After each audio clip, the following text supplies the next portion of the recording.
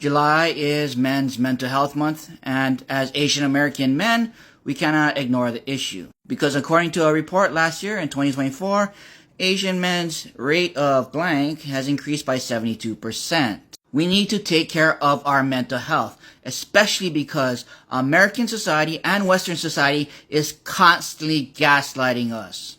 Yes, you heard me. Asian American men are being gaslit by American and Western society using Darvel, and I'm going to use the Oxford study as an example. And I could also do this with Asian American male representation. So what is the Oxford study? The Oxford study is a MAME. It's a simplification of Asian women choosing to have white male partners over any other race, which then begs the question, why? And the usual answer is because of white supremacy, internalized racism, and the need to maintain the racial hierarchy.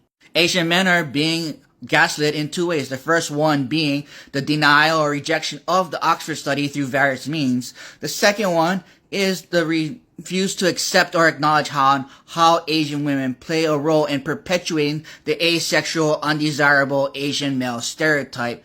When using Darvel to gaslight, you deny.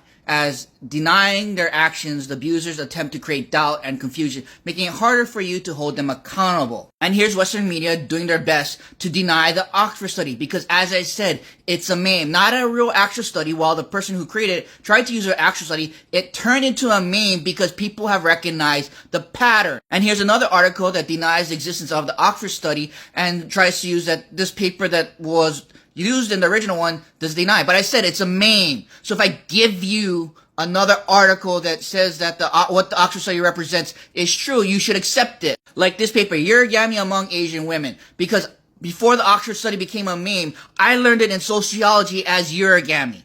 And yes, there are multiple papers about urigami, aka the Oxford study. And if you don't want to accept urigami as an answer, how about you search for internalized racism? Because this is how I learned about how Asian women prefer white men because of internalized racism. And I've used this paper multiple times to showcase how Asian women have internalized racism. So is Western and American society going to accept these papers if you say that the Oxford study does not exist? Or are they going to continue to deny? And the denial may not always be that explicit. Like this title, a lot of white supremacists seem to have an Asian fetish. See, they're denying the existence of Asian women's agency. Because in America, Asian women do pick and choose who they want as partners. By not recognizing Asian women's agency, they are denying the Oxford study. While some Asian American media will acknowledge Asian women's agency, will the rest of American society, Western society, acknowledge Asian women's agency, or will they keep denying? The next step in Darvel is to attack. They may resort to insults, threats, gaslighting, or manipulation to discredit your account of the situation. By attacking you, the gaslighter seeks to undermine your credibility and intimidate you into silence. And here's the example of the attack. You can read it right here. Yes, they have resorted to slurs because they know they can't argue against our evidence. Because if denying doesn't work, they have to go on the offensive. Because somehow they're the victim even though you bring up the most extreme examples. Sorry, did I say extreme? I mean explicit. Because how dare you try to hold them accountable for what they say? The craziest thing about all this, when this went down, was that American society rejected all these tweets that happened, and she got to do this. Go on the offensive by writing for the cut after she insulted all of us. Because why? It allows them to reverse victim and offender. Because then they don't have to change or make any changes at all. You have made Asian men believe that they're the actual cause for abuse, that they are at fault, and the only ones that can change their behavior, they can avoid the abuse. The abuser maintains control over the victim. This manipulation keeps the victim trapped in the abusive dynamic, constantly striving to improve and try harder to return.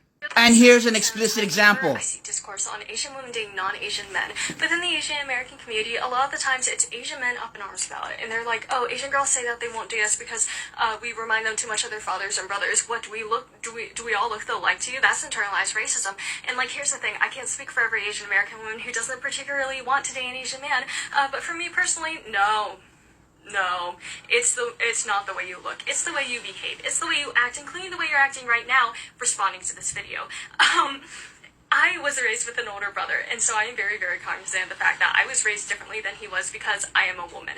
Alright, and don't you fucking try and tell me that Asian culture has no influence on that. It's not because we're Asian, because fucking Confucianism 100% still affects my family dynamic, okay? And so I'm not going to willingly, knowingly invite someone into my life that I think has had the same upbringing to think about women the way my brother and father were without having broken that cycle. Where she reverses it to say that Asian men are the offenders and she's the victim while being a perfect example from Karen Pike's work. Racial oppression, on the other hand, including that which has been internalized by the press, encourages the overgeneralization of the bad behaviors of a few men of color to the entire group. We're not all Chinese. We're not all Confucianists. In fact, the respondents do not generalize the male dominance of their fathers to all males, but only to Asian males. Male dominance is not regarded as part of a cross-racial system of gender inequality, but a racialized feature of Asian masculinity. Like, she forgets that there are conservative white men out there, especially the white supremacists. Meanwhile, in the case of white men, the positive traits of egalitarianism and chivalry associated with one white boyfriend are generalized to the entire group. This illustrates the power of white racial domination in winning the consent of the press through the perpetuation and calculation of racist images. It's not the matter of seeing is believing, but rather the racialized assumption the dominant society teaches the oppressed shape how and what they see. This video is already 6 minutes long, and I have tons more evidence I can use, but I doubt many people are going to watch the whole thing, and I can also do this with Asian male erasure. But yes, we do need to be aware of our mental health because American society is constantly gaslighting us.